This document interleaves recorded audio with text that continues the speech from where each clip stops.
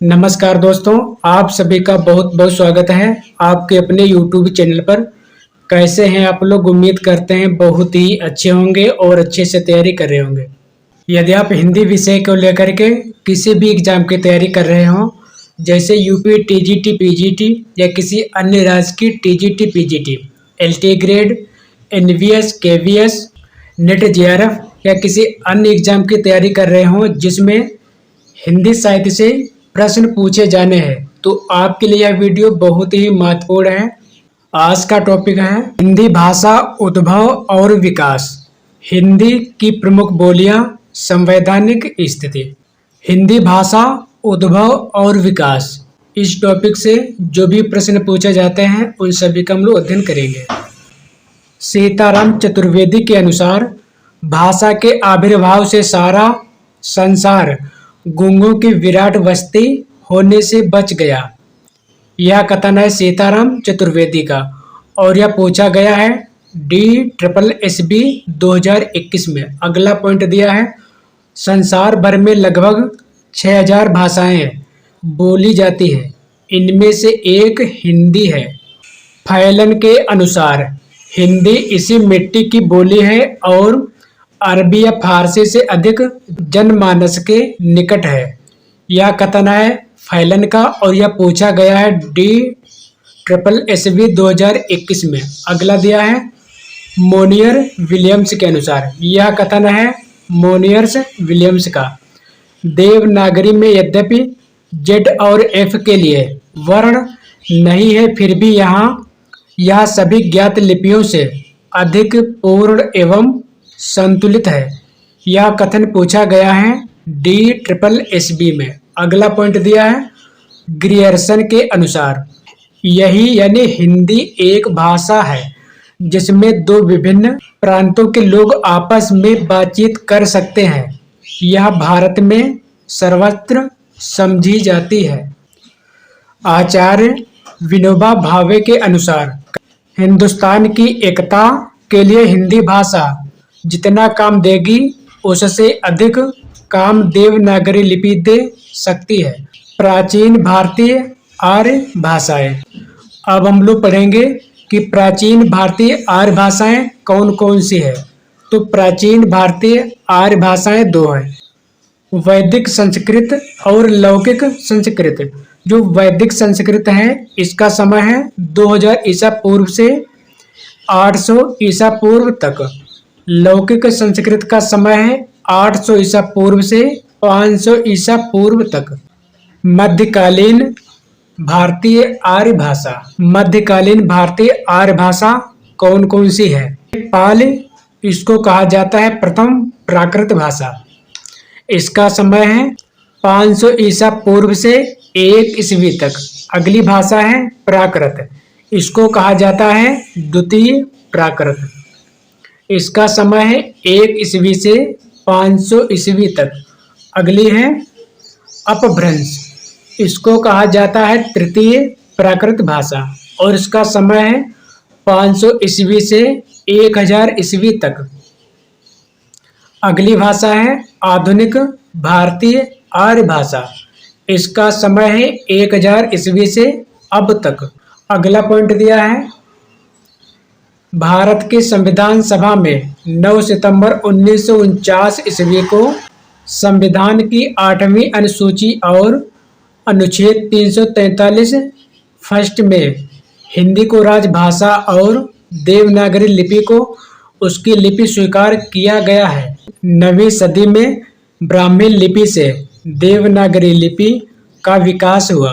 Note: Sanskrit, Hindi, Marathi, Konkani, Nepali, Garhwali आदि भाषाएं देवनागरी लिपि में लिखी जाती हैं। बांग्ला लिपि पूर्वी नागरी लिपि का एक परिमार्जित रूप है।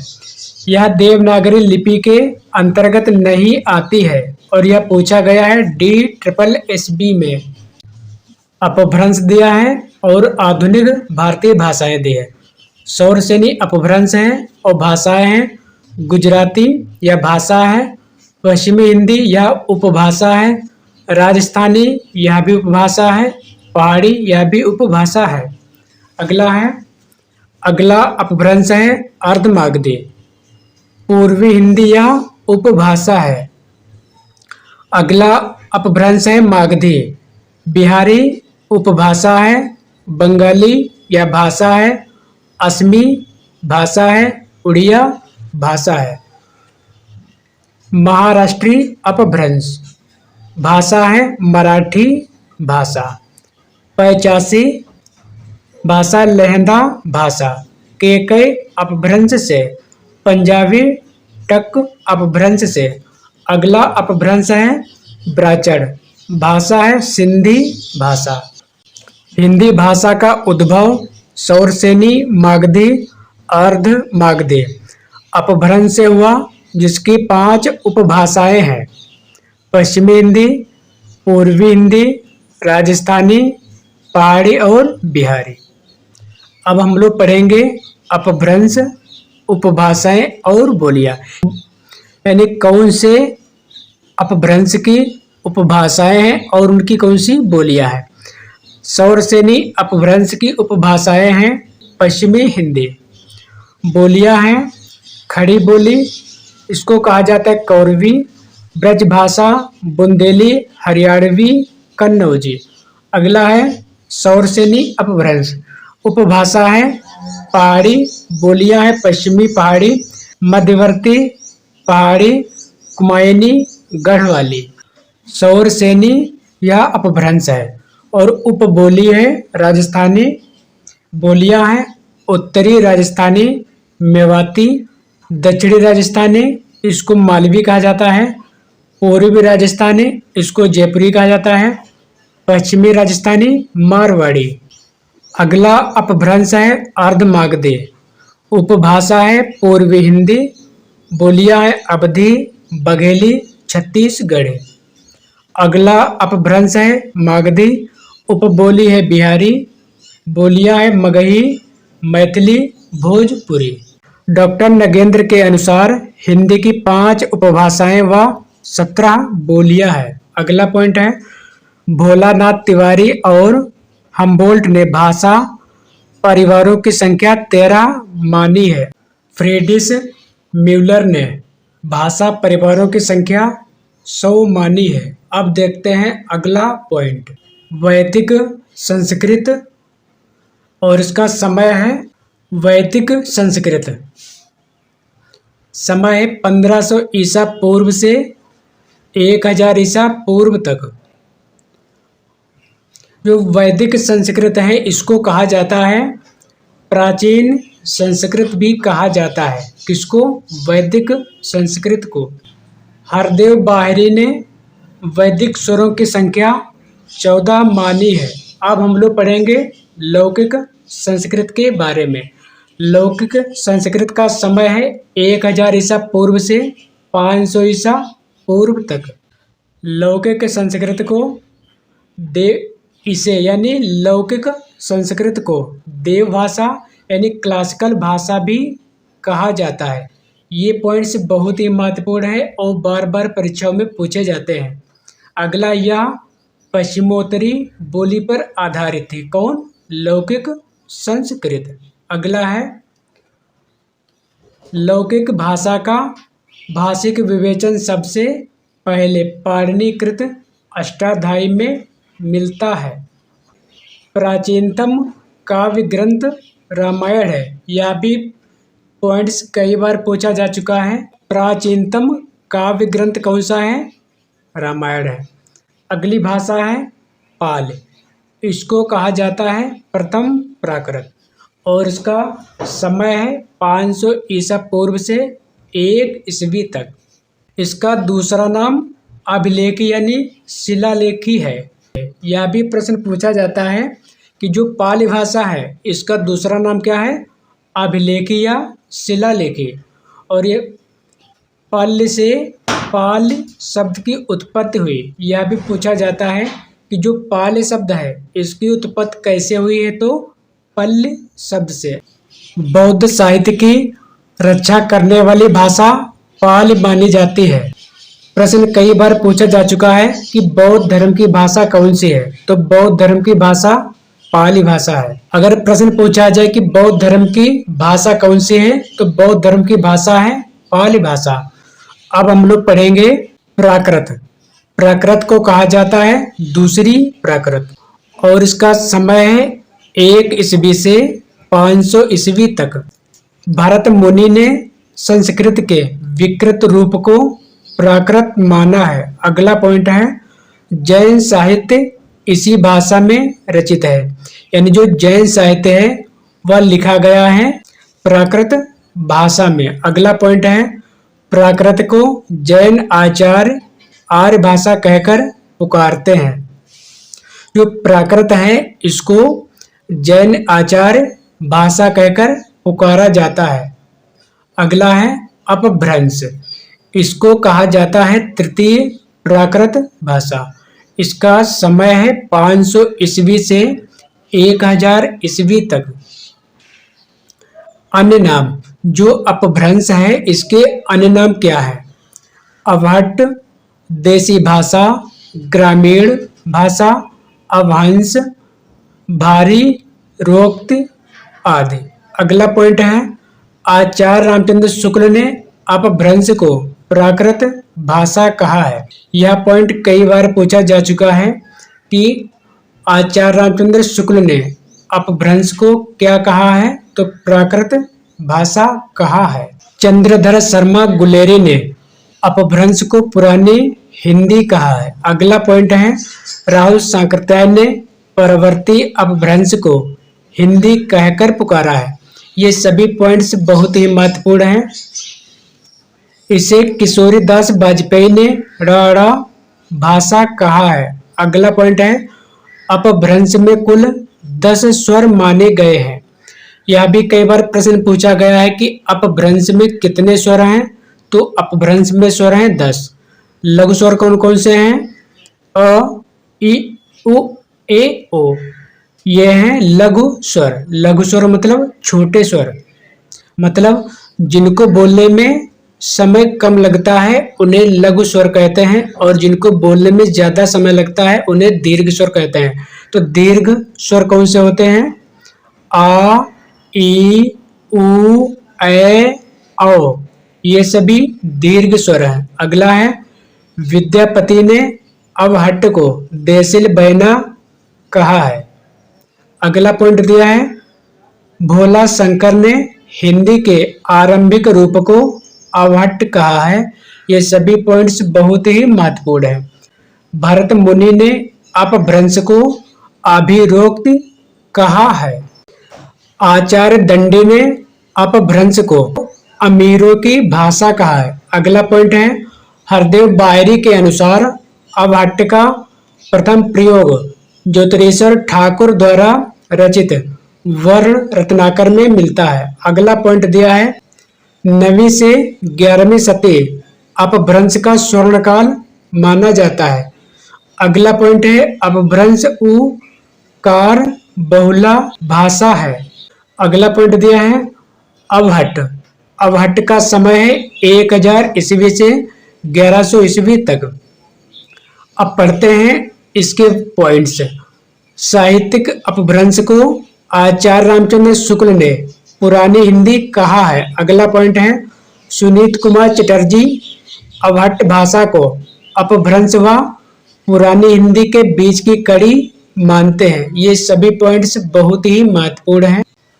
अवहट्ट शब्द का सर्वप्रथम प्रयोग वर्ण रत्नाकर में मिलता है। अगला पॉइंट दिया है, यह भी प्रश्न पूछा जाता है कि सबसे पहले अवहट्ट शब्द का प्रयोग कहाँ मिलता है, तो वर्ण रत्नाकर में मिलता है। अगला पॉइंट है सुनीत कुमार चटर्जी ने उक्त व्यक्ति प्रकरण की भाषा को प्राचीन कोसली कहा है। ये सभी पॉइंट्स बहुत ही महत्वपूर्ण हैं।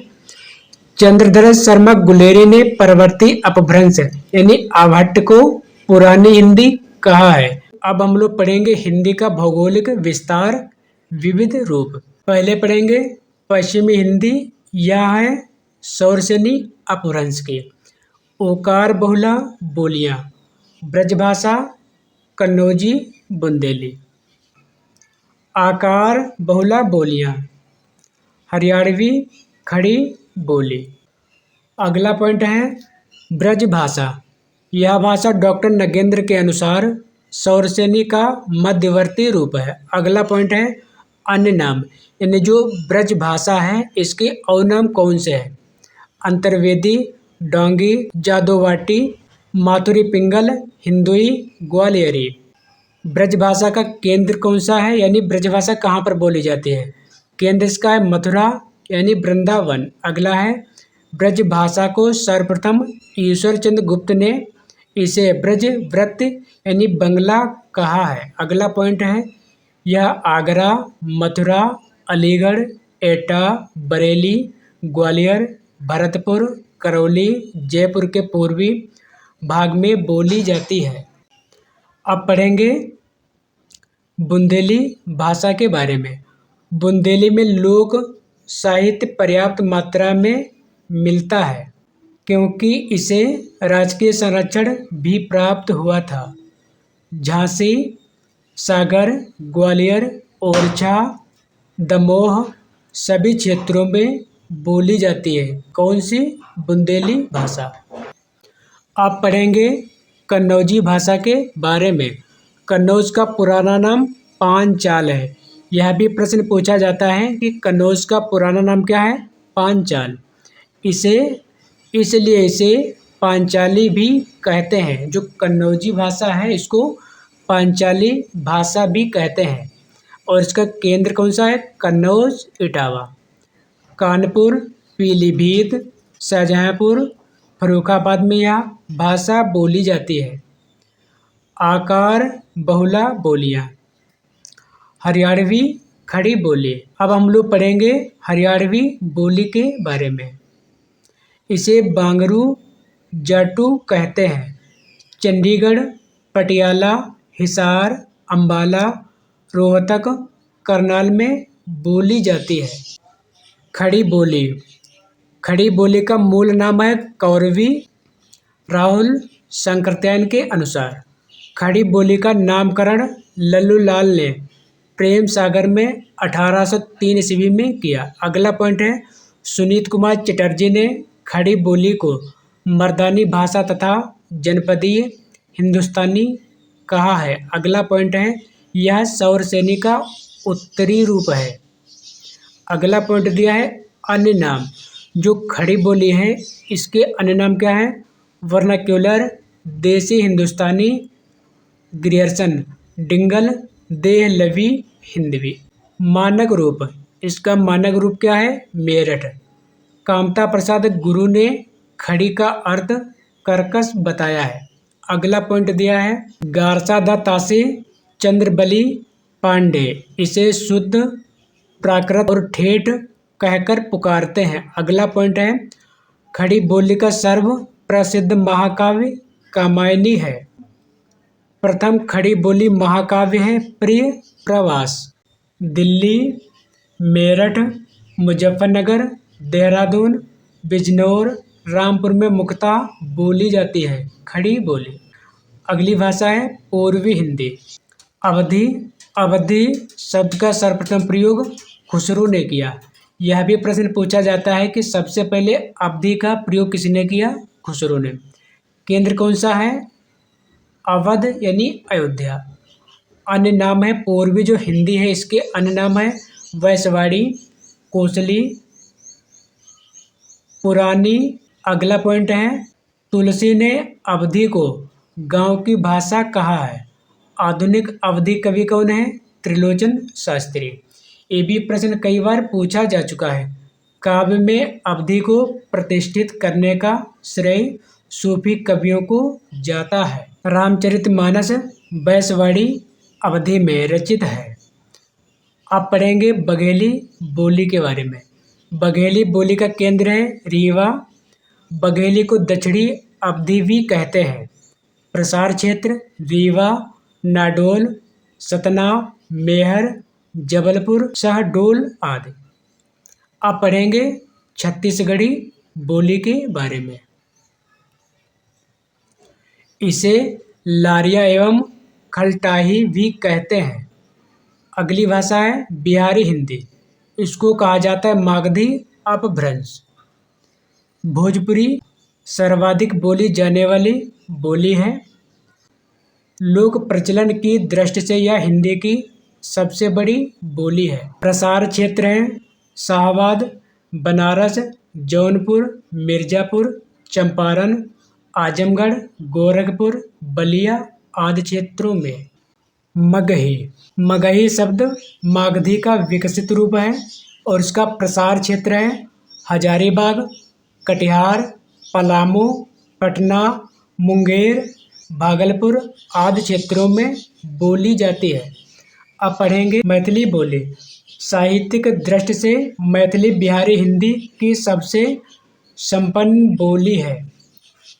प्रसार क्षेत्र हैं मुजफ्फरपुर, मुंगेर, दरभंगा, पूर्णिया। अगली बोली है राजस्थानी और अपभ्रंश है सौरसेनी अपभ्रंश। मारवाड़ी यह शुद्ध राजस्थानी होती है। डिंगल शैली में लिखी जाती है।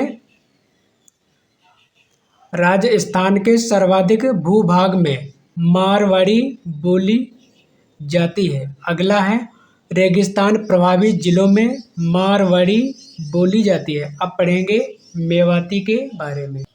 मेवाती मत्स्य जनपद में मिलती है। प्रसार क्षेत्र है अलवर, भरतपुर, धौलपुर, करौली। इस बोली पर ब्रज भाषा का स्पष्ट प्रभाव परिलक्षित होता है। अब पढ़ेंगे मालवी बोली के बारे में। सबसे कम भूभाग पर बोली जाती है। प्रसार क्षेत्र इसका है प्रतापगढ़ व झालावाड़ का मध्य प्रदेश से सटा हुआ भूभाग। उज्जैन, देवास, भोपाल, मालवा आदि क्षेत्रों में बोली जाती है।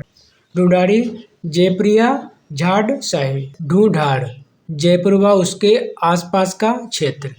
प्रसार क्षेत्र दौसा, टोंक, किशनगढ़ आदि। अगली बोली है पहाड़ी। इसको कहा जाता है खस अपभ्रंश। जो पहाड़ी है इसको बांटा गया दो भागों में, मध्यवर्ती पहाड़ी और पश्चिमी पहाड़ी। मध्यवर्ती पहाड़ी को भी बांटा गया दो भागों में, कुमायूनी और गढ़वाली में। कुमायूनी का प्रसार क्षेत्र है उत्तराखंड, नैनीताल, रानीखेत, अल्मोड़ा। गढ़वाली के बारे में इसका प्रसार क्षेत्र है बद्रीनाथ, चंबोली, उत्तरकाशी, टिहरी, गढ़वाल आदि। अब पढ़ेंगे पश्चिमी पहाड़ी यानी नेपाली के बारे में। प्रसार क्षेत्र है धर्मशाला, चंबा, जौनसर, सिरमौर आदि। भाषा से संबंधित महत्वपूर्ण बिंदु। हिंदी की यदि कोई व्याकरण संबद्ध बोली है तो वह है उर्दू। ग्रियर्सन ने उर्दू को ठेठ हिंदी की संज्ञा दी है। अगला पॉइंट दिया है ग्रियर्सन ने खड़ी बोली को देसी भाषा की संज्ञा दी है। आचार्य रामचंद्र शुक्ल ने भाषाई समानता का आधार शब्दावली को माना है। इस आधार पर आचार्य शुक्ल ने 18 बोलियों को हिंदी की बोली ठहराया और उर्दू को हिंदी से पृथक कर दिया। डॉक्टर धर्मवीर हिंदी की आत्मा ने भाषाई समानता का आधार व्याकरण और ध्वनि विज्ञान को माना है। इस आधार पर धर्मवीर ने उर्दू को हिंदी की बोली बताया तथा ब्रज भाषा, अवधी, बुंदेली, कन्नौजी आदि को स्वतंत्र भाषा माना है। ग्रियर्सन की पुस्तक भाषा सर्वेक्षण। पहला पॉइंट है ग्रियर्सन पहले विद्वान हैं जिन्होंने भारतीय भाषाओं का सर्वेक्षण किया है। डॉक्टर धीरेन्द्र वर्मा ने खड़ी बोली को सर हिंदी कहा है। डॉक्टर धीरेन्द्र वर्मा हिंदी साहित्य के संपादक 3 खंडों में। हिंदी साहित्य का कोश का संपादन भी धीरेन्द्र वर्मा ने किया है। रामविलास शर्मा कुरु जनपद की बांगरू को खड़ी बोली का आधार बतलाया है। सुनीत कुमार चटर्जी इन्होंने खड़ी बोली को हिंदुस्तानी उर्दू तथा हिंदुस्तानी संस्कृत का मिश्रित रूप माना है। अगला पॉइंट है महत्वपूर्ण तथ्य। भाषा की सबसे छोटी मौखिक इकाई ध्वनि है। भाषा की सबसे छोटी लिखित इकाई वर्ण है। भाषा की सबसे छोटी सार्थक इकाई शब्द है। भाषा की लघुत्तम सार्थक इकाई शब्द है। संविधान में हिंदी को राजभाषा का दर्जा मिला है। संविधान के भाग 5, भाग 6 तथा भाग 17 में राजभाषा हिंदी संबंधी प्रावधान है। इसमें भी भाग 17 विशेष महत्वपूर्ण है। भाग 17 के अध्याय 1 से 4 तक, अनुच्छेद 343 से 351 तक राजभाषा संबंधी उपबंध किए गए हैं। अगला पॉइंट है लिखित ध्वनि संकेत को लिपि कहते हैं। अनुच्छेद 355 राष्ट्रपति द्वारा राजभाषा आयोग का गठन किया गया।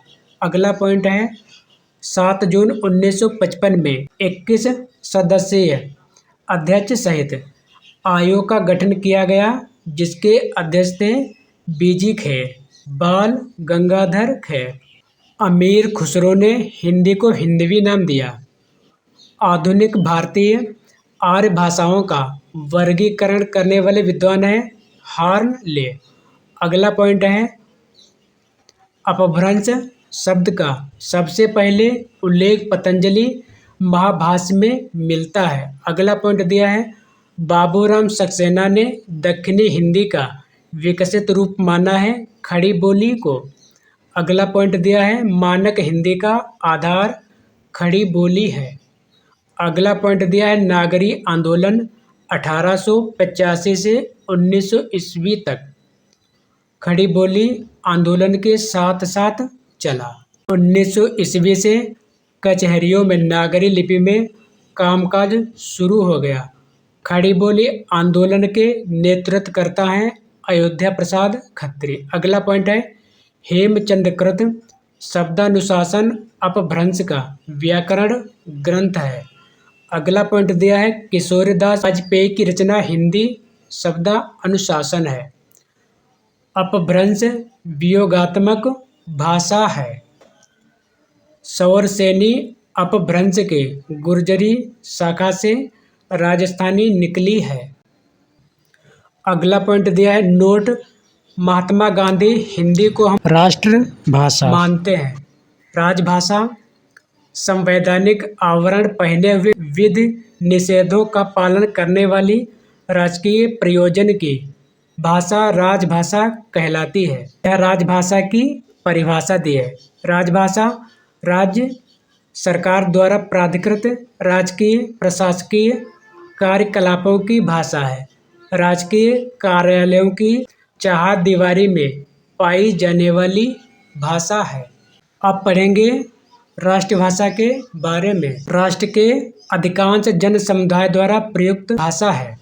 देश के अधिकतर भागों में आम लोग जिस भाषा में आपसी बातचीत विचार विमर्श और लोक व्यवहार करते हैं वह राष्ट्रभाषा है। राष्ट्रभाषा का शब्द भंडार बहुत व्यापक है। इसमें लोक प्रयोग व्यवहार के आधार पर नई नई शब्दावली जुड़ती चली जाती है। अगला पॉइंट है जबकि राजभाषा का शब्द भंडार एक सुनिश्चित एवं मानक ढांचे में ढला रहता है। अगला पॉइंट दिया है राष्ट्रभाषा अनौपचारिक है, राजभाषा औपचारिक है। राजभाषा में उन्मुक्तता, स्वच्छंदता, अनौपचारिकता, कल्पनाशीलता के लिए कोई स्थान नहीं है।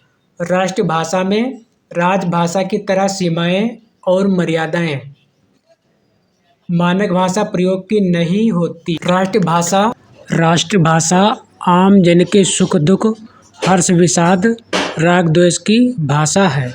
जन चेतना की भाषा है। यह दैनिक लोक व्यवहार मानस की संस्कृत भाषा है। राजभाषा में निर्धारित एवं मानक भाषा प्रयोग की नियमावली का अनुसरण करना आवश्यक है।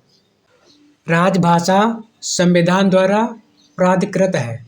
राष्ट्रभाषा संविधान द्वारा प्राधिकृत नहीं है। राष्ट्रभाषा लोक के द्वारा स्वीकृत है। अगला है इस प्रकार राष्ट्रभाषा का परिवेश खुला हुआ व उन्मुक्त है। यहाँ कोई मर्यादाएं, बंधन, सीमाएं नहीं है।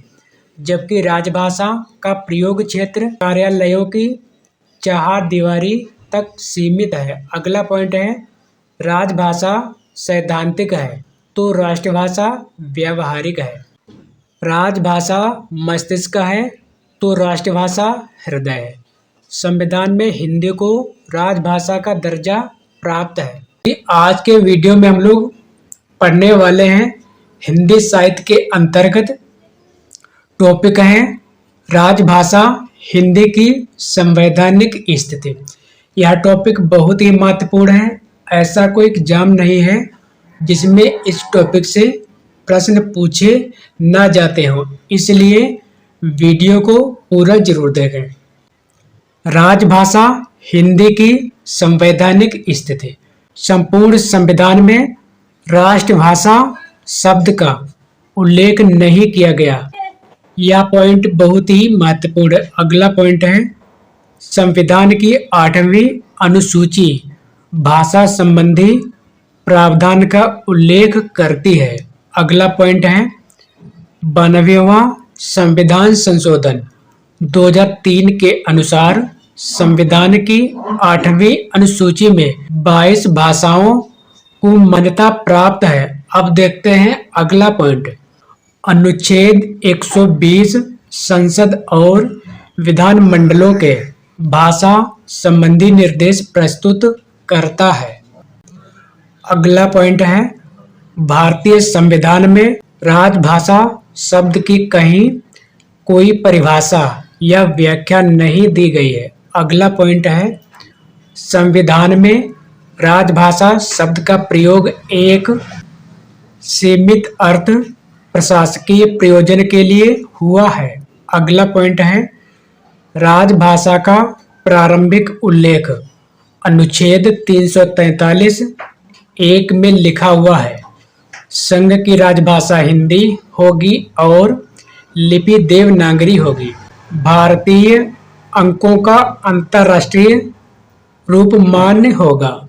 अगला पॉइंट दिया है, अनुच्छेद 351 के अंतर्गत यह निर्देश दिया गया है कि सरकार के हिंदी भाषा को लेकर इसके प्रचार प्रसार को लेकर क्या दायित्व है। 14 सितंबर 1949 ईस्वी को संविधान सभा ने हिंदी को राजभाषा के रूप में अंगीकृत किया। अगला पॉइंट है, संसद में प्रयुक्त होने वाली भाषा भाग 5 अनुच्छेद 120।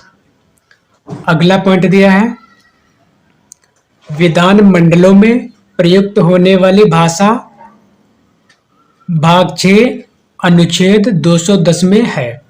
अगला पॉइंट दिया है, विधि निर्माण एवं न्यायालयों में प्रयुक्त होने वाली भाषा यह दी गई भाग 17 अनुच्छेद 348 में।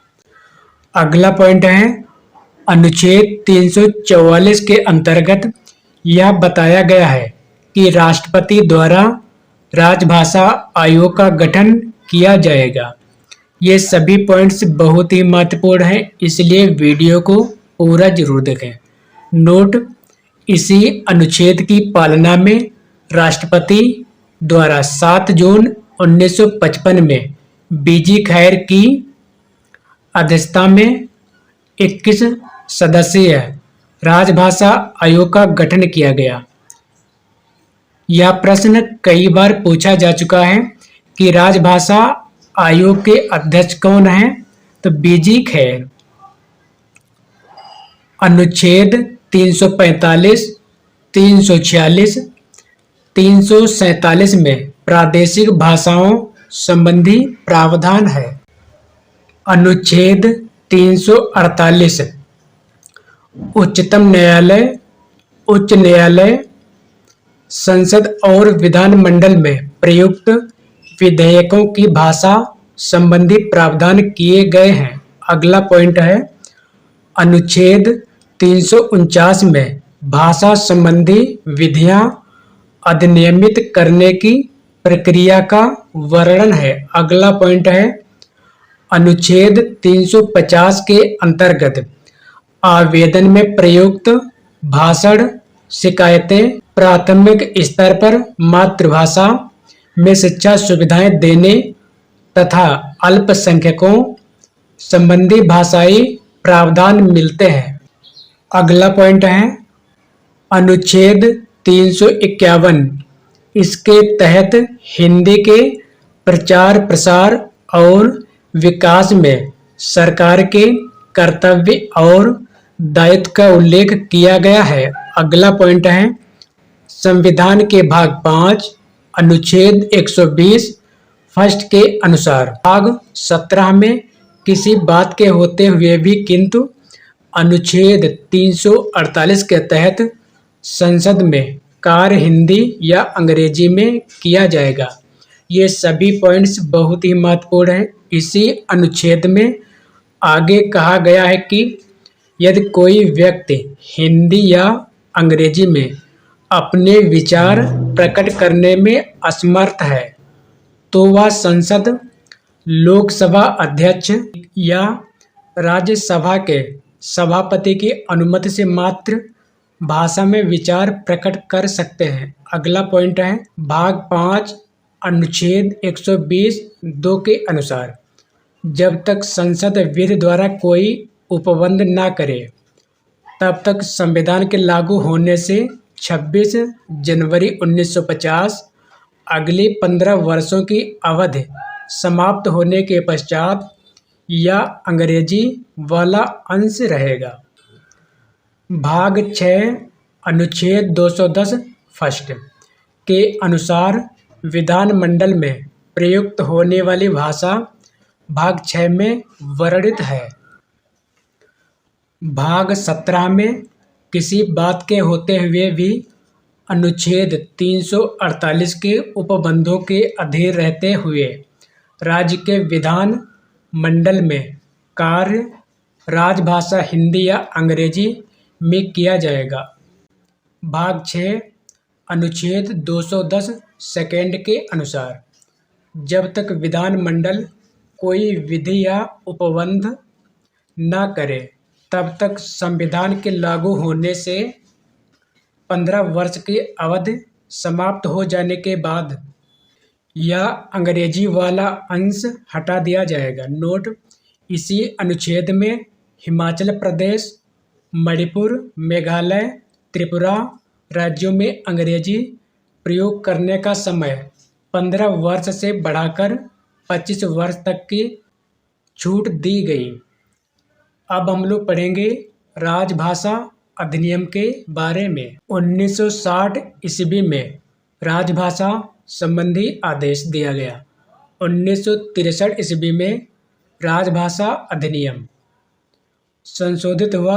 1967 ईस्वी में 1968 में राजभाषा संकल्प यह पूछा गया था यूजीसी नेट 2021 में। अगला है 1976 में राजभाषा अधिनियम।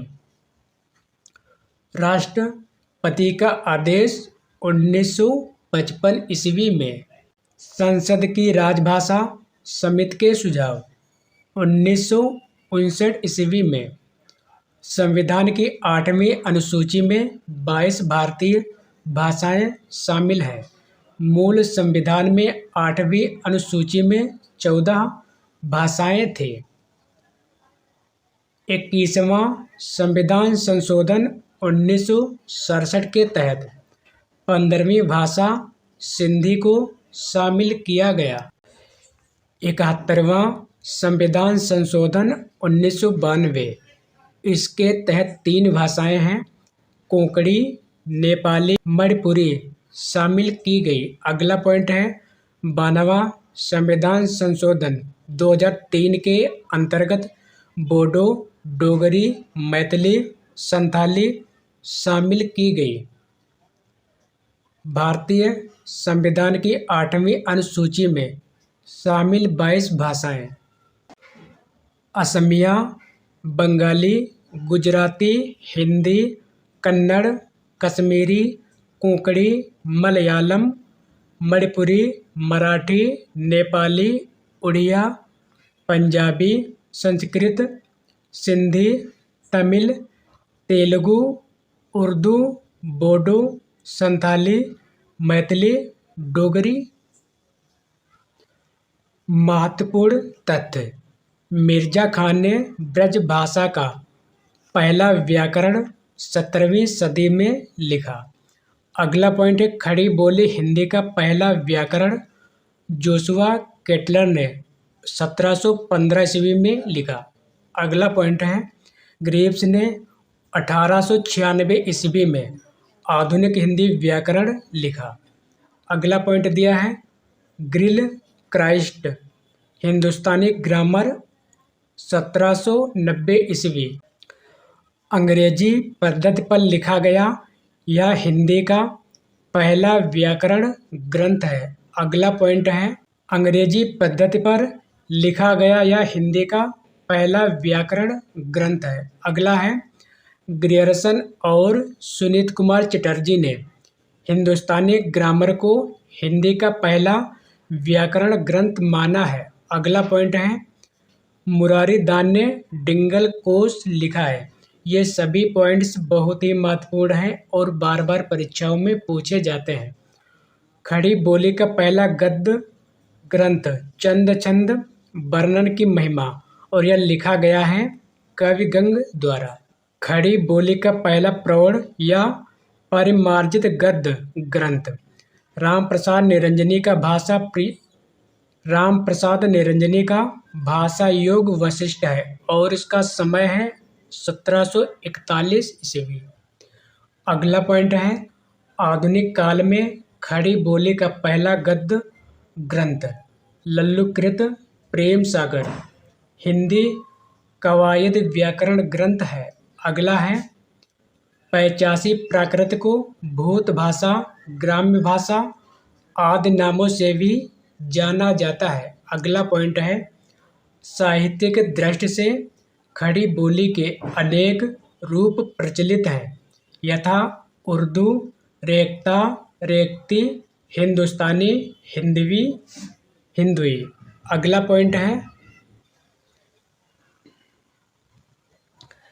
अमीर खुसरो उर्दू नज्म के जन्मदाता माने जाते हैं। यह पॉइंट्स बहुत ही महत्वपूर्ण है और कई बार पूछा जा चुका है। दक्षिणी हिंदी का ही एक रूप है यह मूलतः दक्षिणी भारत के मुसलमानों द्वारा प्रयुक्त की गई हिंदी है। अगला पॉइंट है ग्रियर्सन ने उत्तर भारत के साहित्यिक हिंदुस्तानी का ही एक बिगड़ा हुआ रूप दक्षिणी को बताया है। ये सभी पॉइंट्स बहुत ही महत्वपूर्ण हैं। हिंदी उर्दू विवाद का जन्म 1837 ईस्वी में हुआ। अगला है नोट बोली उपभाषा विभाषा भाषा। नोट बोली उपभाषा, इस उपभाषा को कहा जाता है विभाषा। बोली में साहित्य रचना नहीं मिलती। यह एक छोटे क्षेत्र में बोली जाने वाली बोली कहलाती है। लिपि किसी भी भाषा का लिखित रूप लिपि कहलाता है। अगला पॉइंट है ध्वनि का प्रतीकात्मक चिन्ह लिपि है। अगला पॉइंट है चिन्ह लिपि की बुनियादी इकाई होती है। अगला पॉइंट दिया है भाषा ध्वनि प्रतीकों की व्यवस्था है जबकि लिपि लिखित चिन्हों की संरचना है। भाषा काल व स्थान की सीमाओं में बंधी रहती है जबकि लिपि इन दोनों से मुक्त रहती है। अगला पॉइंट है भाषा ध्वनियों के माध्यम से भाव और विचारों को प्रकट करती है जबकि लिपि उन्हीं भावों विचारों को प्रतीकों चिन्हों वर्णों अक्षरों के द्वारा निश्चित आकार प्रदान करती है। अगला पॉइंट है हिंदी की लिपि देवनागरी मूलतः अक्षरात्मक लिपि है। अगला पॉइंट दिया है अक्षरात्मक लिपि में चिन्ह अक्षर व्यंजित करता है वर्णों को नहीं। अब हम लोग पढ़ेंगे ब्राह्मी लिपि के बारे में। ब्राह्मी लिपि को बांटा गया है दो भागों में, दक्षिणी लिपि और उत्तरी लिपि। उत्तरी लिपि से बनी है गुप्त लिपि और गुप्त लिपि से बनी है सिद्ध मातृका लिपि और सिद्ध मातृका लिपि से बनी है कुटिल लिपि। अगला पॉइंट है कुटिल लिपि से शारदा लिपि व नागरी लिपि विकसित हुई है। नागरी लिपि ही 9वीं से 10वीं सदी में देवनागरी नाम से जानी जाने लगी। नागरी लिपि की पश्चिमी शाखा के सर्वप्रथम लिपि देवनागरी लिपि है। अगला पॉइंट है 8वीं सदी के गुजरात के राजा जयभट्ट ने अपने शिलालेख पर देवनागरी में हस्ताक्षर किया। इसी को देवनागरी की उत्पत्ति का सबसे प्रामाणिक चिन्ह माना जाता है। सबसे प्राचीन लिपि है सैंधव लिपि और ब्राह्मी लिपि। हम लोग पढ़ेंगे सैंधव लिपि के बारे में। यह बुस्ट्रोफेदन शैली, जिसका नाम हिंदी में गोमूत्रिका शैली है, में लिखी जाती है, जिसमें बाएं से दाएं और दाएं से बाएं का क्रम चलता रहता है। आप पढ़ेंगे ब्राह्मी लिपि के बारे में। ब्राह्मी लिपि बाएं से दाएं लिखी जाती है। यह सभी भारतीय लिपियों की जननी है। यह प्रश्न कई बार पूछा गया है कि भारतीय लिपियों की जननी कौन सी लिपि है, तो ब्राह्मी लिपि। अशोक के शिलालेख ब्राह्मी लिपि व प्राकृत भाषा में लिखे गए। अगला पॉइंट है खरोष्ठी लिपि। गधे के होठों के आकार की होने के कारण इसे खरोष्ठी लिपि कहा जाता है। यह दाएं से बाएं उर्दू की भांति लिखी जाती है। यह भी प्रश्न कई बार पूछा जा चुका है कि ऐसी कौन सी लिपि है जो दाएं से बाएं लिखी जाती है, तो खरोष्ठी लिपि। और यह जो लिपि है यह गधे के होठों के आकार की होती है। आप पढ़ेंगे देवनागरी लिपि के बारे में। इस लिपि को लोकनागरी एवं हिंदी लिपि भी कहा जाता है। अगला पॉइंट है यह लिपि बाएं से दाएं की ओर लिखी जाती है। यह लिपि बाएं से दाईं ओर लिखी जाती है। अगला पॉइंट है एक ध्वनि के लिए एक ही वर्ण संकेत है। इसमें जो ध्वनि का नाम वही वर्ण का उच्चारण है। अगला पॉइंट है मूक वर्ण नहीं है। जो देवनागरी लिपि है इसमें कोई भी मूक वर्ण नहीं है। अगला है जैसे बोला जाता है वैसे लिखा जाता है। अगला पॉइंट है एक वर्ण में दूसरे वर्ण का भ्रम नहीं होता है। अगला पॉइंट है वर्णमाला ध्वनि वैज्ञानिक पद्धति के अनुरूप है। यह लिपि विश्व की सभी लिपियों में सर्वाधिक वैज्ञानिक लिपि मानी जाती है। अगला पॉइंट है इस लिपि का संपूर्ण वर्गीकरण बहुत ही तार्किक ढंग से नियमबद्ध तरीके से किया गया है। अगला पॉइंट है इसका प्रयोग बहुत व्यापक है और प्रत्येक अक्षर उच्चरित होता है। अब हम लोग पढ़ेंगे देवनागरी लिपि का प्रयोग के बारे में। अगला पॉइंट है संस्कृत, मराठी, नेपाली, हिंदी के लिए यह एकमात्र लिपि है। अगला पॉइंट है देवनागरी लिपि स्वदेशी है। यह भी पूछा जा सकता है ऐसी कौन सी लिपि है जो स्वदेशी है, तो वो लिपि है देवनागरी। अगला है हर वर्ग में अल्प प्राण ध्वनि के बाद महाप्राण ध्वनि का निश्चित क्रम है। अगला पॉइंट दिया है प्रत्येक वर्ण की ध्वनियों में पहले अघोष ध्वनियां फिर सघोष ध्वनियां मिलती है। अगला पॉइंट है देवनागरी लिपि के प्रत्येक वर्ग की नासिक ध्वनि, ये 5 दिए हैं, उस वर्ग के अंत में आती है। अगला पॉइंट है अल्प प्राण और महाप्राण ध्वनियों के लिए अघोष और सघोष के लिए अलग अलग लिपि चिन्ह है। अगला पॉइंट है स्वरों में ह्रस्व और दीर्घ का भेद मिलता है।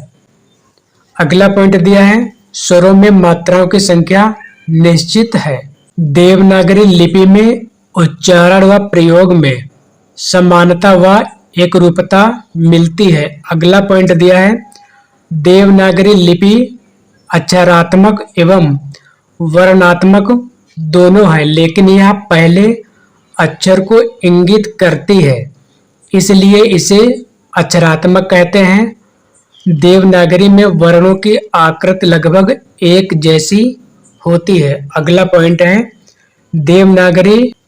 देवनागरी लिपि में सर्वाधिक 52 वर्ण है, जबकि रोमन लिपि में 26 वर्ण है। अगला पॉइंट है देवनागरी लिपि व्यावहारिक और गतिशील लिपि है। अब हम लोग पढ़ेंगे देवनागरी लिपि के दोषों के बारे में। इसकी बनावट जटिल है, अतः इसको पढ़ना और लिखना जटिल है, विशेषकर रोमन लिपि से तुलना की जाए तो। अगला पॉइंट है यह लिपि खर्चीली है। अगला पॉइंट दिया है इसकी वर्णमाला लंबी है, अनावश्यक वर्ण व समश्रुत वर्ण इसका बड़ा दोष है। अगला पॉइंट है देवनागरी लिपि का लेखन भी श्रम साध्य है।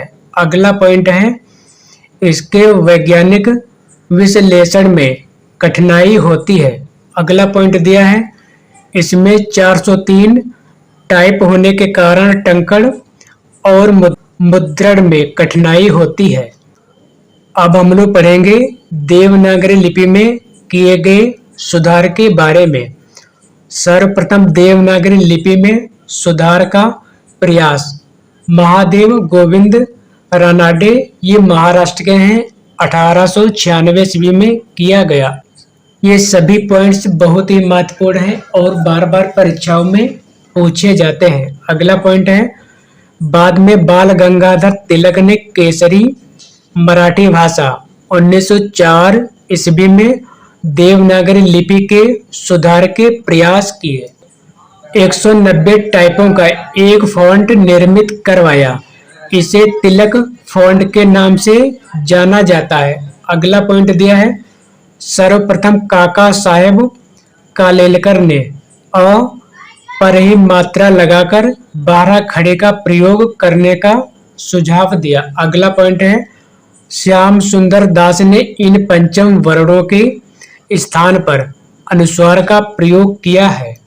अगला पॉइंट दिया प्रख्यात भाषाविद सुनीत कुमार चटर्जी के अनुसार देवनागरी लिपि के स्थान पर रोमन लिपि का प्रयोग किया जाना चाहिए। अगला पॉइंट दिया है हिंदी साहित्य सम्मेलन की स्थापना 1910 ईस्वी प्रयाग मतलब प्रयागराज, इसका पहले नाम था इलाहाबाद।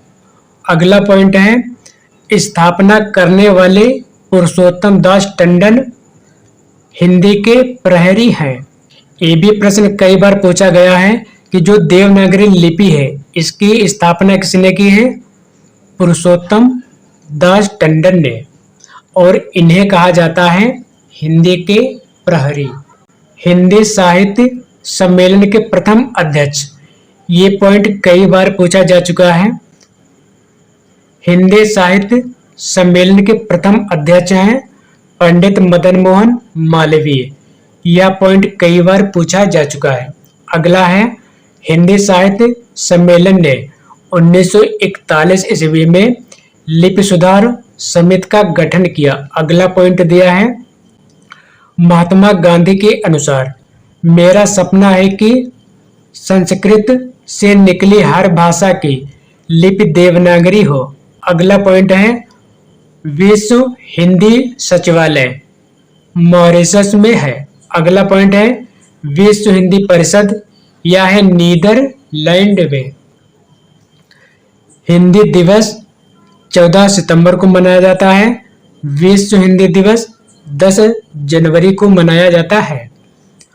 अगला पॉइंट है अंतर्राष्ट्रीय मातृभाषा दिवस 21 फरवरी। डॉक्टर बाबूराम सक्सेना के अनुसार यह कथन दिया है, जिन ध्वनि चिन्हों द्वारा मनुष्य परस्पर विचार विनिमय करता है उसको समष्टि रूप में भाषा कहते हैं। हिंदी साहित्य, इतिहास, लेखन और आदिकाल। आज हम लोग पढ़ेंगे हिंदी साहित्य, इतिहास, लेखन के बारे में। पहले पढ़ेंगे हिंदी के बारे में। हिंदी फारसी भाषा का शब्द है। हिंदी शब्द की निष्पत्ति कैसे हुई, यानी जो हिंदी है कैसे बनी है। सिंधु से हुई उत्पत्ति हिंदू की, और हिंदू शब्द से उत्पत्ति हुई है हिंद की। हिंद शब्द से उत्पत्ति हुई है हिंदी की। अगला पॉइंट दिया है, हिंदी शब्द का सर्वप्रथम प्रयोग शरफुद्दीन यजदी की पुस्तक जफरनामा में मिलता है। ये सभी पॉइंट्स बहुत ही महत्वपूर्ण हैं और परीक्षाओं में जरूर पूछे जाते हैं। प्रश्न ये भी पूछा जाता है कि हिंदी शब्द किस भाषा का है, तो फारसी भाषा का। प्रश्न ये भी पूछा जाता है कि हिंदी शब्द का सबसे पहले प्रयोग किसने किया, तो हिंदी शब्द का सबसे पहले प्रयोग किया है शरफुद्दीन यजदी ने, और इनकी पुस्तक का नाम है जफरनामा। अगला पॉइंट दिया है साहित्य। अब हम लोग पढ़ेंगे साहित्य के बारे में। साहित्य जन समूह के हृदय का विकास है। यह पंक्ति है पंडित बालकृष्ण भट्ट की। अगला पॉइंट है ज्ञान राशि के संचित कोश का नाम ही साहित्य है। यह पंक्ति है आचार्य महावीर प्रसाद द्विवेदी की। निबंध साहित्य की महत्ता में यह पंक्ति दी है। अब आते हैं अगली पंक्ति पर। मनुष्य ही साहित्य का लक्ष्य है। यह पंक्ति है आचार्य हजारी प्रसाद द्विवेदी की। अगली पंक्ति दी है साहित्य जो मनुष्य मात्र की मंगल भावना से लिखा गया हो और जीवन के प्रति सुप्रतिष्ठित दृष्टि पर आधारित हो। मनुष्य को अज्ञान, मोह, कुसंस्कार और परमुखापेक्षता से बचाना ही साहित्य का लक्ष्य है। यह पंक्ति है आचार्य हजारी प्रसाद द्विवेदी की, और यह दी है निबंध साहित्यकार का दायित्व में। अगला पॉइंट दिया है साहित्य का इतिहास। अब हम लोग पढ़ेंगे साहित्य का इतिहास के बारे में। आचार्य रामचंद्र शुक्ल के अनुसार, जबकि प्रत्येक देश का साहित्य वहाँ की जनता की संचित चित्त वृत्तियों का प्रतिबिंब होता है, तब यह निश्चित है कि जनता की चित्त वृत्ति के परिवर्तन के साथ साथ साहित्य के स्वरूप में भी परिवर्तन होता चला जाता है। आदि से अंत तक इन्हीं चित्त वृत्तियों की परंपरा को परखते हुए साहित्य परंपरा के साथ उनका सामंजस्य दिखाना ही साहित्य का इतिहास कहलाता है। यह पंक्ति कई बार पूछी जा चुकी है कि यह पंक्ति किसकी है, तो यह पंक्ति है आचार्य रामचंद्र शुक्ल की। अब हम लोग पढ़ेंगे साहित्य इतिहास लेखन की प्रतिधियाँ, यानी साहित्य लेखन की पद्धति कौन कौन सी हैं, इसके बारे में हम लोग पढ़ेंगे। तो साहित्य लेखन की 4 पद्धति हैं। पहली है वर्णानुक्रम पद्धति, दूसरी है कालानुक्रम पद्धति, नंबर 3 है वैज्ञानिक पद्धति, नंबर 4 है विधेयवादी पद्धति। अब हम लोग पढ़ेंगे क्रम संख्या दिया है। साहित्य इतिहास लेखन प्रविधि दी है। प्रयोग करने वाले प्रमुख साहित्य इतिहासकार हैं। वर्णानुक्रम जो पद्धति है इसके साहित्यकार हैं गारसा दत्तासी और शिव सिंह सेंगर। काल क्रमानुसार जो पद्धति है इसके साहित्यकार हैं ग्रियर्सन। वैज्ञानिक पद्धति के हैं गणपत चंद्रगुप्त। विधेयवादी पद्धति के हैं आचार्य रामचंद्र शुक्ल।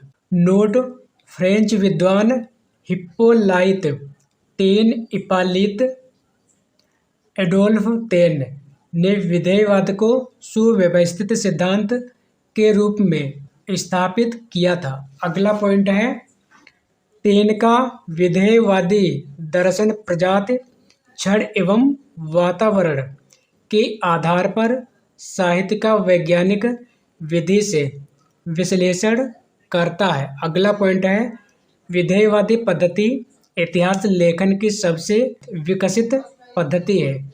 अब हम लोग पढ़ेंगे साहित्य इतिहास लेखन की परंपरा के बारे में। पहले साहित्यकार हैं गार्सा दा तासे। इनका पूरा नाम है गार्सिन जोसेफ हिल्डोर तासे। ये प्रश्न कई बार पूछा जा चुका है कि गार्सा दा तासी का पूरा नाम क्या है, तो गार्सिन जोसेफ हिल्डोर तासी। गार्सा दा जो तासी हैं ये फ्रेंच विद्वान है।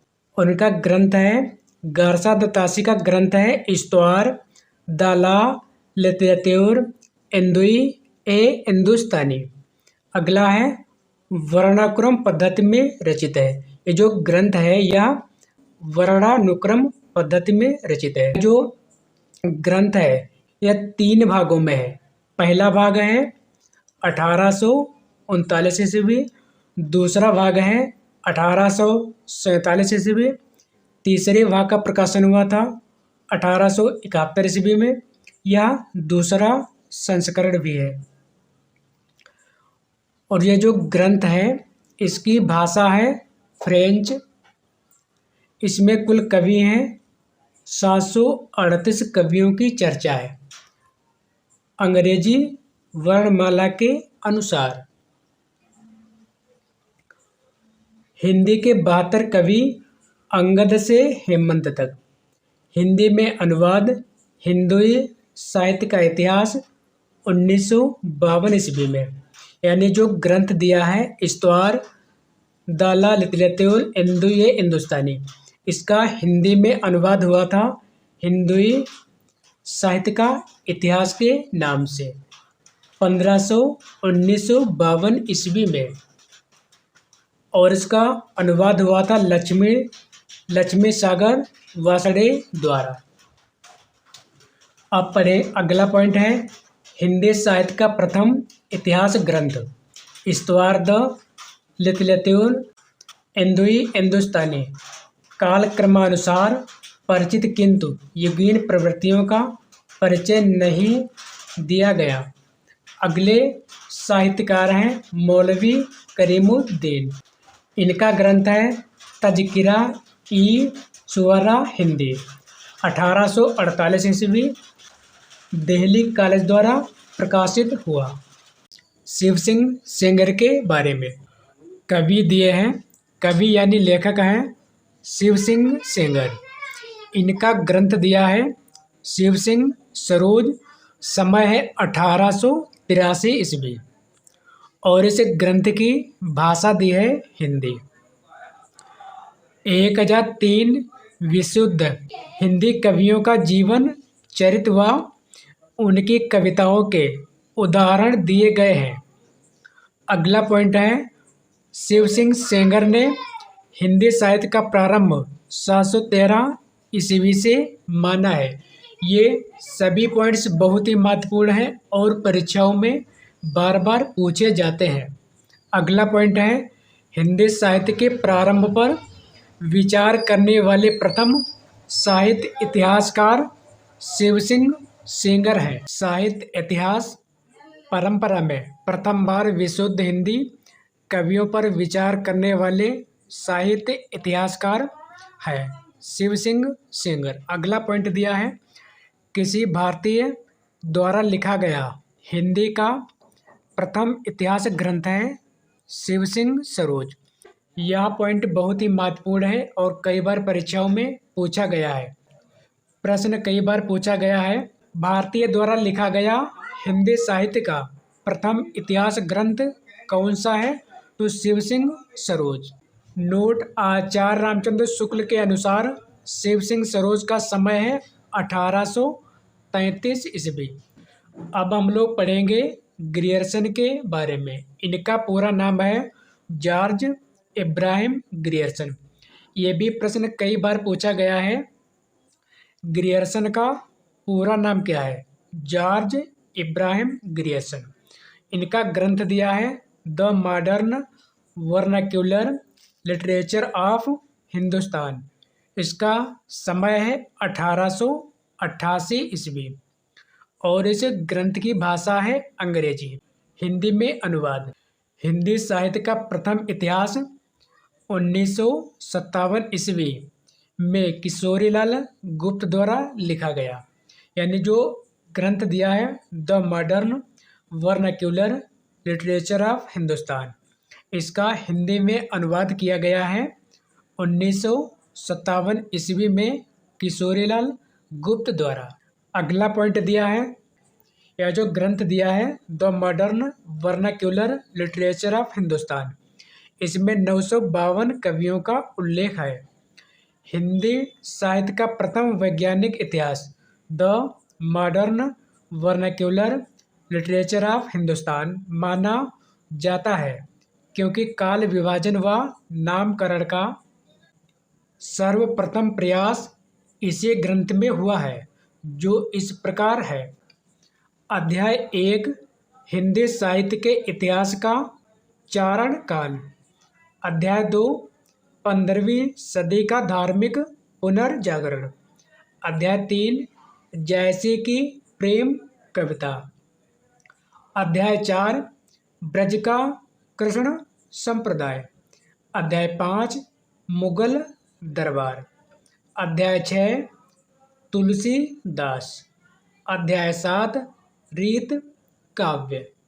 अध्याय 8 तुलसीदास के अन्य परवर्ती। अध्याय 9 18वीं सदी। अध्याय 10 कंपनी के शासन में हिंदुस्तान। अगला है अध्याय 11 विक्टोरिया के शासन में हिंदुस्तान। अध्याय 12 विविध परिप्रेक्ष्य व अज्ञात कवि। ग्रियर्सन के साहित्य इतिहास में अध्यायों की संख्या 11 है। अब हम लोग पढ़ेंगे अगला point, Asiatic society of Bengal की पत्रिका के विशेषांक के रूप में प्रकाशित होने वाला साहित्य इतिहास ग्रंथ the modern vernacular literature of Hindustan है। Note: Asiatic society of Bengal की स्थापना 1784 ईस्वी में वॉरेन हेस्टिंग्स ने कोलकाता में की। अगला पॉइंट दिया है, खड़ी बोली हिंदी को देसी भाषा की संज्ञा देने वाले विद्वान ग्रियर्सन है। ये प्रश्न कई बार पूछा गया है, खड़ी बोली हिंदी को देसी भाषा की संज्ञा किसने दी? जॉर्ज ग्रियर्सन ने। नोट: हिंदुस्तानी को सर्वप्रथम हिंदी किस विद्वान ने कहा? गिल क्राइस्ट। अगला पॉइंट है, भारतीय भाषाओं का सर्वप्रथम सर्वेक्षण भाषा सर्वेक्षण नामक पुस्तक में ग्रियर्सन द्वारा किया गया। अब हम लोग पढ़ेंगे मिश्रबंधु के बारे में। हिंदी साहित्य जगत में निम्न 3 लेखक मिश्रबंधु नाम से विख्यात हैं: गणेश बिहारी मिश्र, श्याम बिहारी मिश्र, सुखदेव बिहारी मिश्र। यह प्रश्न कई बार पूछा गया है कि मिश्र बंधु किसे कहते हैं? तो मिश्र बंधु में आते हैं 3 कवि। ये तीनों सगे भाई हैं, गणेश बिहारी मिश्र, श्याम बिहारी मिश्र, सुखदेव बिहारी मिश्र। यही उनका क्रम भी है।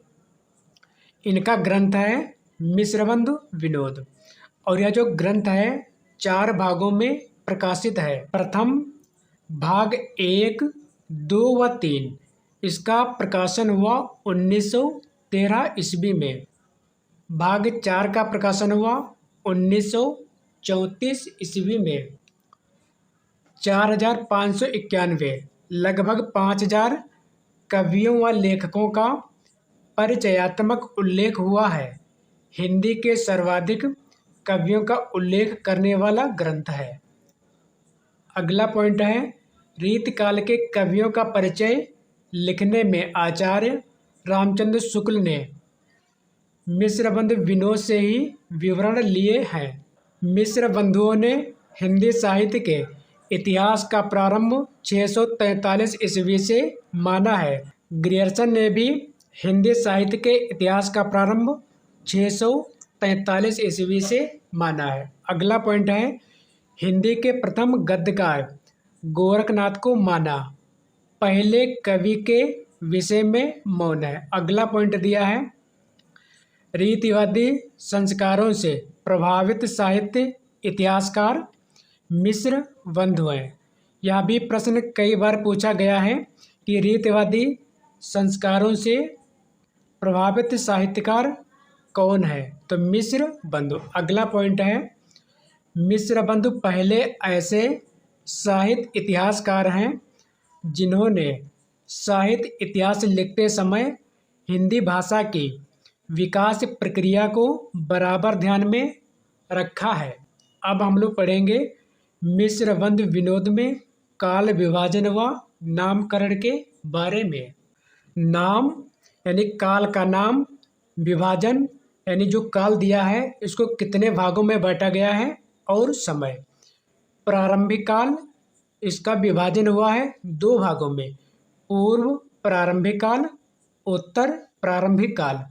और इसका समय है, जो पूर्व प्रारंभिक काल है इसका समय है संवत 700 विक्रम संवत से 1343 विक्रम संवत तक। अगला है उत्तर प्रारंभिक काल, इसका समय है संवत 1344 से 1444 विक्रम संवत तक। नंबर 2 माध्यमिक काल, इसको भी बांटा गया है 2 भागों में, पूर्व प्रारंभिक काल और प्रौढ़ माध्यमिक काल। पूर्व प्रारंभिक जो काल है इसका समय है संवत 1445 से 1560 विक्रम संवत तक। प्रौढ़ माध्यमिक काल का समय है संवत 1560 से 1680 विक्रम संवत तक। अगला है अलंकृत काल, इसको भी बांटा गया है 2 भागों में, पूर्व अलंकृत काल और उत्तर अलंकृत काल। जो पूर्व अलंकृत काल है इसका समय है संवत 1681 से 1790 विक्रम संवत तक। उत्तर अलंकृत काल का समय है संवत 1791 से 1889 विक्रम संवत तक। नंबर 4 है परिवर्तन काल, इसका समय है संवत 1890 से 1925 विक्रम संवत तक।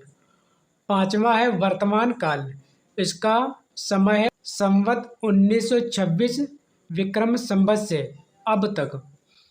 अगला पॉइंट दिया है, इस प्रकार एक कालखंड को 2 उपभागों में बांटने की परिपाटी की शुरुआत करने वाले साहित्य इतिहासकार हैं मिश्र बंधु।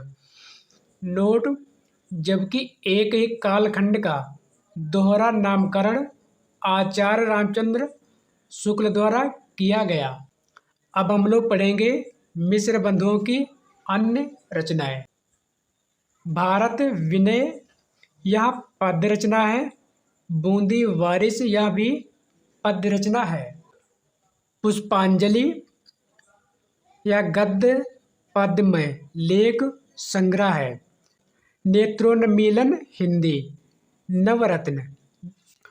नंबर 1 तुलसीदास, सूरदास, देव, बिहारी, भूषण, मतिराम, केशव, कबीर, चंद्रबरदाई, भारतेंदु बाबू, हरिश्चंद्र कवि शामिल हैं।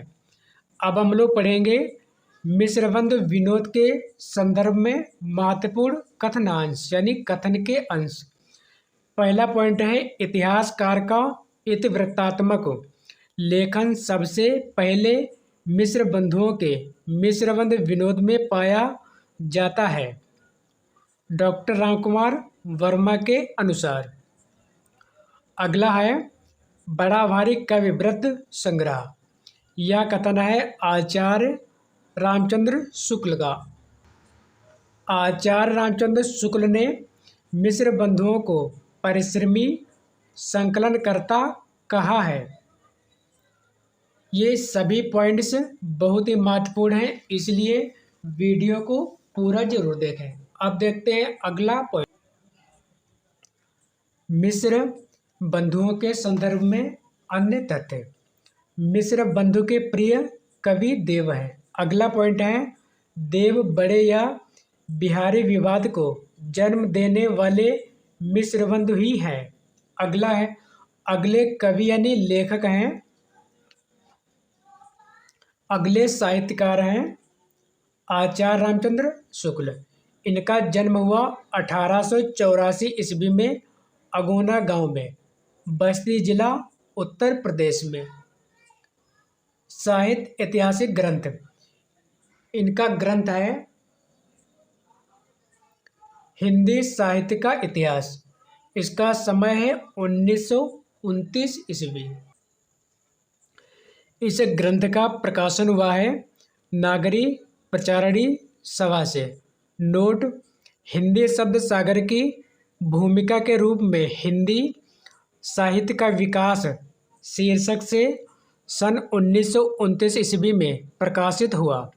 हिंदी शब्द सागर, इसका समय है 1918, श्याम सुंदर द्वारा रचित है। अगला पॉइंट दिया है हिंदी साहित्य का इतिहास। इसका समय है 1929 ईस्वी। यह लिखा गया है आचार्य रामचंद्र शुक्ल द्वारा। इतिहास ग्रंथों में कालों के नामकरण का आधार युग प्रवृत्ति रहा है। अगला पॉइंट दिया है आचार्य रामचंद्र शुक्ल ने अपने संपूर्ण इतिहास ग्रंथ को 4 कालों में विभक्त किया है।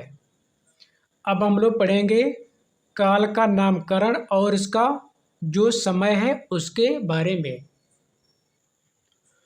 अब हम लोग पढ़ेंगे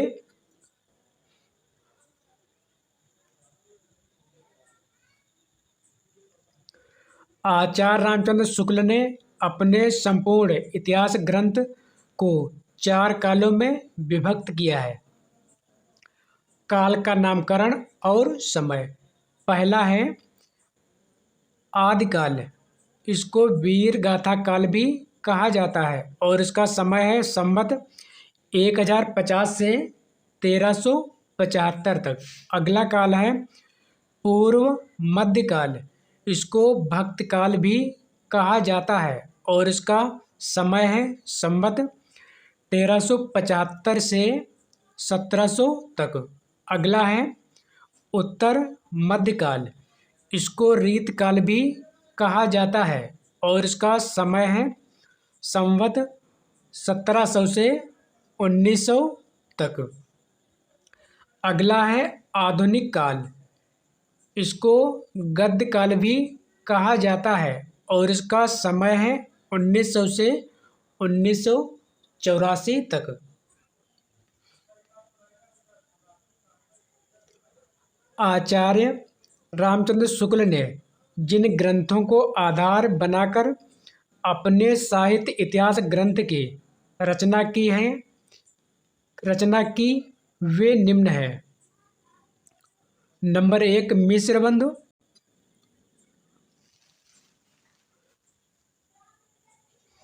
मिश्रबंधु का ग्रंथ है मिश्रबंध विनोद और इसका समय है 1913 ईस्वी। राम नरेश त्रिपाठी, इनका ग्रंथ है कविता कौमुदी। समय है 1917 ईस्वी के प्रारंभिक 2 भाग। अगले कवि हैं, अगले साहित्यकार हैं श्याम सुंदर दास। इनका ग्रंथ है हिंदी कोविद रत्नमाला।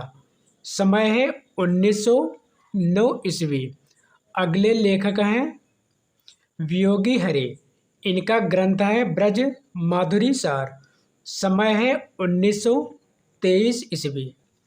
अब हम लोग पढ़ेंगे कुछ महत्वपूर्ण तथ्यों के बारे में। हिंदी कोविद रत्नमाला में ब्रज भाषा के कवियों व लेखकों के जीवन वृत्त वर्णित है। अगला पॉइंट दिया है, कविता कौमुदी के 8 भाग प्रकाशित हो चुके हैं। अगला पॉइंट दिया है, आधुनिक काल के प्रारंभिक प्रकरण लिखने में केदारनाथ पाठक से सहयोग लिया। अगला पॉइंट है, आचार्य रामचंद्र शुक्ल ने हिंदी साहित्य का इतिहास में सबसे अंत में जिस बिंदु पर विचार अभिव्यक्त किए हैं वह छायावाद है। यह भी पॉइंट कई बार पूछा जा चुका है। अगला पॉइंट है, आचार्य रामचंद्र शुक्ल के विचार काव्य में रसवाद व लोकमंगलवाद के पक्षधर व रहस्यवाद के विरोधी हैं। अगला पॉइंट दिया है, आचार्य रामचंद्र शुक्ल के महत्वपूर्ण कथन। अब हम लोग पढ़ेंगे आचार्य रामचंद्र शुक्ल के महत्वपूर्ण कथनों के बारे में। आधुनिक काल में गद्य का आविर्भाव सबसे प्रधान साहित्यिक घटना है। अगला पॉइंट है, जिस काल विभाग के भीतर किसी विशेष ढंग की रचनाओं की प्रचुरता दिखाई पड़ी है वही एक अलग काल माना गया है और उनका नामकरण उन्हीं रचनाओं के स्वरूप के अनुसार किया गया है। अगला पॉइंट है, प्राकृत पिंगल सूत्र उलटते पलटते हुए हमीर के युद्ध के वर्णन वाले कई बहुत ही ओजस्वी पद छंदों के उदाहरण मिले। मुझे पूर्ण निश्चय हो गया है कि ये पद सारंगधर के प्रसिद्ध हमीर रासों के ही हैं। अगला पॉइंट है, कविता इसी जीवन जगत से पैदा होती है और इसी जीवन पर सीधे साधे अपनी विभूति का प्रकाश फैलाती है और जो कविता ऐसा करती है वह कविता स्वीकार्य है। अगला पॉइंट है, काल विभाजन साहित्यिक प्रवृत्तियों की समानता के आधार पर होना चाहिए।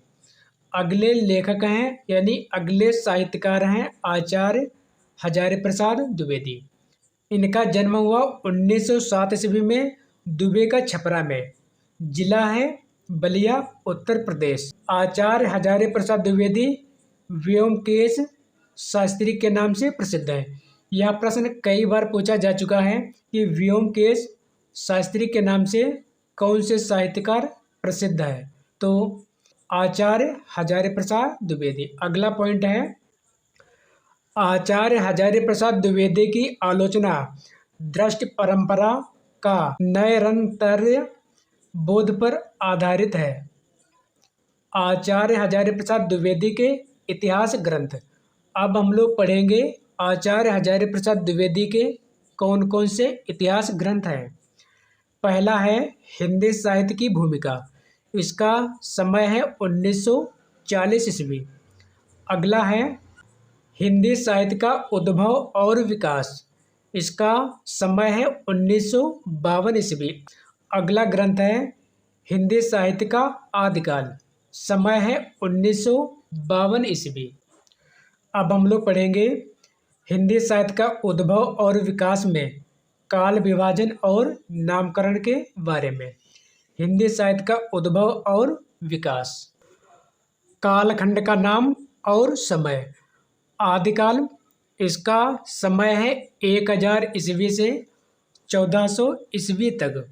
अगला काल है पूर्व मध्यकाल, इसका समय है 1400 ईस्वी से 1700 ईस्वी तक। अगला काल है उत्तर मध्यकाल, इसका समय है 1700 ईस्वी से 1900 ईस्वी तक। अगला काल है आधुनिक काल, इसका समय है 1900 ईस्वी से अद्यतन यानी अब तक। काल प्रवृत्ति का निर्णय प्राप्त ग्रंथों की संख्या द्वारा नहीं निर्णीत हो सकता, बल्कि उस काल की मुख्य प्रेरणादायक वस्तु के आधार पर ही हो सकता है। यह कथन है आचार्य हजारी प्रसाद द्विवेदी का। आदिकाल, इसका समय है 7वीं से 14वीं सदी। भक्तिकाल का समय है सदी से 17वीं सदी तक। रीतकाल का समय है 17वीं सदी से 19वीं सदी तक। आधुनिक काल का समय है 19वीं सदी से अद्यतन यानी अब तक। अब हम लोग पढ़ेंगे अन्य महत्वपूर्ण इतिहास ग्रंथों के बारे में।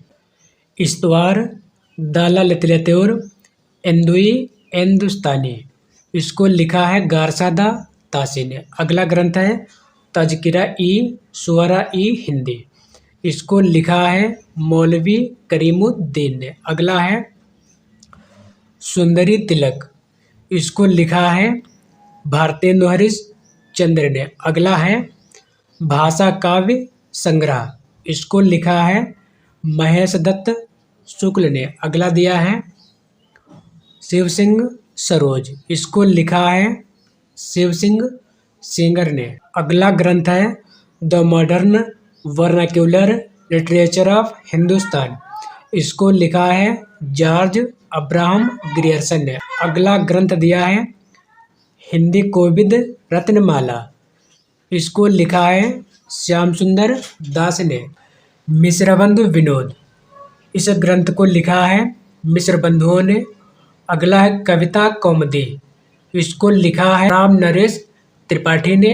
अगला दिया है हिंदी ग्रंथ, इसको लिखा है बद्रीनाथ भट्ट ने।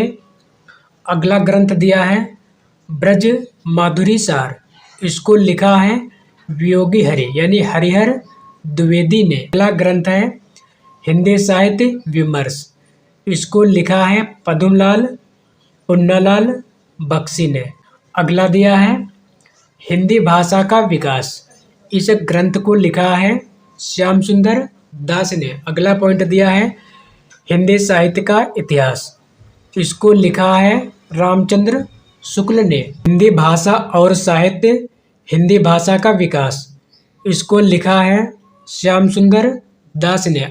अगला ग्रंथ है हिंदी साहित्य का नया इतिहास, इसको लिखा है रामखिलावन पांडे ने। अगला ग्रंथ दिया है आधुनिक हिंदी साहित्य का इतिहास, इस ग्रंथ को लिखा है कृष्ण शंकर शुक्ल ने। अगला ग्रंथ दिया है आधुनिक हिंदी साहित्य का इतिहास, इस ग्रंथ को लिखा है डॉक्टर बच्चन सिंह ने। अगला ग्रंथ दिया है हिंदी साहित्य का आलोचनात्मक इतिहास, इस ग्रंथ को लिखा है रामकुमार वर्मा ने। हिंदी भाषा और साहित्य का विकास, इसको लिखा है अयोध्या सिंह उपाध्याय हरिओद ने। अगला है खड़ी बोली हिंदी साहित्य का इतिहास, इसको लिखा है ब्रज रत्न दास ने। अगला ग्रंथ दिया है मॉडर्न हिंदी लिटरेचर, इसको लिखा है इंद्रनाथ मदान ने। अगला ग्रंथ दिया है हिंदी साहित्य का सुबोध इतिहास, इसको लिखा है बाबू गुलाब राय ने। अगला ग्रंथ दिया है हिंदी का सरल इतिहास और हिंदी का संक्षिप्त इतिहास, इन दोनों ग्रंथों को लिखा है विश्वनाथ त्रिपाठी ने। अगला ग्रंथ है इतिहास और आलोचना, इस ग्रंथ को लिखा है प्रोफेसर नामवर सिंह ने। अगला ग्रंथ दिया है हिंदी साहित्य का अतीत, इसको लिखा है विश्वनाथ प्रसाद मिश्र ने। अगला दिया है साहित्य का इतिहास दर्शन, इस ग्रंथ को लिखा है नलिन विलोचन शर्मा ने। अगला ग्रंथ दिया है आधुनिक साहित्य की प्रवृत्तियाँ, इसको लिखा है डॉक्टर नामवर सिंह ने। अगला ग्रंथ दिया है हिंदी साहित्य, यह संपादित है और इसको लिखा है धीरेन्द्र वर्मा व ब्रजेश्वर शर्मा ने। अगला ग्रंथ दिया है हिंदी काव्य की सामाजिक भूमिका, इसको लिखा है शंभुनाथ सिंह ने। अगला ग्रंथ दिया है हिंदी साहित्य का विवेचनात्मक इतिहास, इसको लिखा है राजनाथ शर्मा ने। हिंदी भाषा का विवेचनात्मक इतिहास, इसको लिखा है सूर्यकांत शास्त्री ने। अगला ग्रंथ दिया है हिंदी साहित्य का इतिहास, इसको लिखा है लक्ष्मी सागर वासड़े ने। अगला ग्रंथ दिया है हिंदी साहित्य का इतिहास। इसको लिखा है विजेंद्र स्नातक ने। अगला ग्रंथ है हिंदी साहित्य का दूसरा इतिहास। इसको लिखा है डॉक्टर बच्चन सिंह ने। हिंदी साहित्य का आधा इतिहास। इसको लिखा है सुमन राजे ने। इतिहास और साहित्य इतिहास। इसको लिखा है लक्ष्मी सागर वासड़े ने। हिंदी साहित्य के इतिहासों का इतिहास। इसको लिखा है किशोरीलाल गुप्त ने। अगला ग्रंथ है हिंदी साहित्य के 80 वर्ष। इसको लिखा है शिवदान सिंह चौहान ने। अगला दिया है हिंदी साहित्य का इतिहास दर्शन। इसको लिखा है शिव कुमार ने। साहित्य और इतिहास दृष्टि। इसको लिखा है प्रोफेसर मैनेजर पांडे ने। हिंदी साहित्य का समीक्षात्मक इतिहास। इसको लिखा है वासुदेव सिंह ने। अगला ग्रंथ दिया है हिंदी साहित्य एक परिचय। इसको लिखा है त्रिभुवन सिंह ने। अगला दिया है हिंदी साहित्य और संवेदना का विकास। इस ग्रंथ को लिखा है रामस्वरूप चतुर्वेदी ने। अगला ग्रंथ दिया है हिंदी साहित्य युग और प्रवृत्तियाँ। इस ग्रंथ को लिखा है शिव कुमार शर्मा ने। भारतीय साहित्य के इतिहास की समस्याएं। इस ग्रंथ को लिखा है रामविलास शर्मा ने। अब हम लोग पढ़ेंगे अपभ्रंश व हिंदी में अंतर संबंध, यानी अपभ्रंश और हिंदी में क्या संबंध है। आचार्य रामचंद्र शुक्ल के महत्वपूर्ण कथन। जब से प्राकृत बोलचाल की भाषा न रह गई तभी से अपभ्रंश साहित्य का आविर्भाव माना जा सकता है। अगला कथन दिया है दोहा या दोहा कहने से अपभ्रंश या प्रचलित काव्य भाषा का पद समझा जाता था। अपभ्रंश या प्राकृताभास हिंदी के पद्यों का सबसे पुराना पता तांत्रिक और योग मार्गी बौद्धों की सांप्रदायिक रचनाओं के भीतर विक्रम की 7वीं शताब्दी के अंतिम चरण में लगता है। अगला पॉइंट दिया है इस अपभ्रंश या प्राकृताभास हिंदी का अभिप्राय यह है कि यह उस समय की ठीक बोलचाल की भाषा नहीं है जिस समय की इसकी रचनाएं मिलती हैं। अगला कथन दिया है अपभ्रंश नाम पहले पहल बल्लभी के राजा धारसेन द्वितीय के शिलालेख में मिलता है। पंडित चंद्रधर शर्मा गुलेरी ने सबसे पहले उत्तर अपभ्रंश को पुरानी हिंदी कहा। 1921 ईस्वी में नागरी प्रचारणी पत्रिका में यह प्रश्न कई बार पूछा जा चुका है। आचार्य हजारी प्रसाद द्विवेदी के अनुसार अपभ्रंश और हिंदी दो अलग भाषाएं हैं, लेकिन दोनों निकट की भाषाएं हैं। दोनों का ध्वनि विज्ञान व्याकरण मिलता है, इसलिए अपभ्रंश को भी हिंदी में शामिल कर लेना चाहिए। अगला पॉइंट दिया है रामविलास शर्मा के अनुसार संस्कृत से हिंदी की भाषिक विकास परंपरा को सुगम नसेनी कहकर अस्वीकार दिया और अपभ्रंश का हिंदी से कोई संबंध नहीं माना। अगला पॉइंट दिया है आचार्य भरत मुनि ने अपभ्रंश को लोक भाषा कहा है। यह पॉइंट कई बार पूछा जा चुका है। अब हम लोग पढ़ेंगे अन्य महत्वपूर्ण तथ्यों के बारे में। खड़ी बोली का प्रथम गद्य ग्रंथ चंद छंद वर्णन की महिमा है और यह लिखा गया है गंग कवि द्वारा। खड़ी बोली का प्रथम परिमार्जित प्रौढ़ गद्य भाषा योग वशिष्ठ रामप्रसाद निरंजनी। अगला है आधुनिक काल में खड़ी बोली का प्रथम गद्य ग्रंथ है प्रेम सागर और इसको लिखा है लल्लू लाल ने। अगला है खड़ी बोली शब्द के प्रथम प्रयोग करता है लल्लू लाल। अगला दिया है प्रेम सागर भागवत के 10वें स्कंद का अनुवाद है। अगला पॉइंट दिया है, आचार्य रामचंद्र शुक्ल ने प्राकृत की अंतिम अपभ्रंश अवस्था से हिंदी साहित्य का प्रारंभ माना है। साथियों, आज की सेवा यही पर समाप्त करते हैं। यदि आपको वीडियो पसंद आया हो तो कृपया चैनल को सब्सक्राइब, लाइक और शेयर करना ना भूलें। मिलते हैं अगले वीडियो में नए टॉपिक के साथ। धन्यवाद।